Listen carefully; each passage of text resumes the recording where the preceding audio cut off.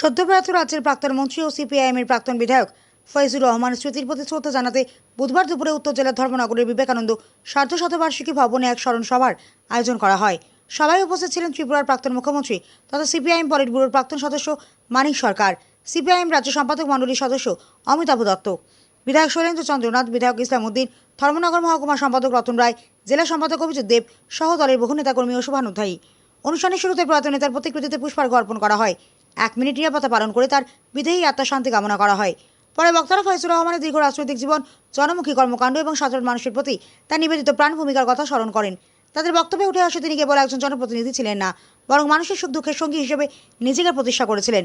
প্রধান বক্তা হিসেবে মানিক সরকার বলেন, ফয়জুর রহমান ছিলেন একজন আদর্শনিষ্ঠ ও সংগ্রাম রাজনৈতিক ব্যক্তিত্ব। সাধারণ মানুষের অধিকার, উন্নয়ন ও কল্যাণের জন্য তিনি আজীবন কাজ করে গেছেন। তার আদর্শ ও কর্মধারা আগামী প্রজন্মের কাছে অনুপ্রেরণার উৎস হয়ে থাকবে বলেও তিনি উল্লেখ করেন। স্মরণসভায় বিপুল সংখ্যক দলীয় কর্মী সমর্থক এবং সাধারণ মানুষের উপস্থিতি লক্ষ্য করা যায়। প্রয়াত নেতার কর্মময় জীবনের বিভিন্ন দিক স্মরণ এবং তার আদর্শকে সামনে রেখে এগিয়ে চলার অঙ্গীকারের মধ্য দিয়ে অনুষ্ঠানের সমাপ্তি ঘটে। ধর্মনগর প্রতিনিধির রিপোর্ট, প্রতিদিন ত্রিপুরা। তার কথাই আমরা এখানে আলোচনা করেছি সবচেয়ে বেশি।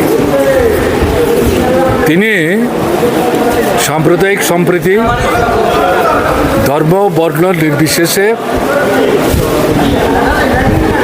মানুষের মধ্যে সুদৃঢ় করার মাধ্যমে শ্রমিক, কৃষক, বেকার, উপজাতি, তফসিলি, ওবিসি, সংখ্যালঘু তাদের জীবনের যে মৌলিক সমস্যাগুলি, এগুলো সমাধানের সংগ্রামকে সংহত, সুদৃঢ়, সম্প্রসারিত করবার ডাক দিয়ে গেছে।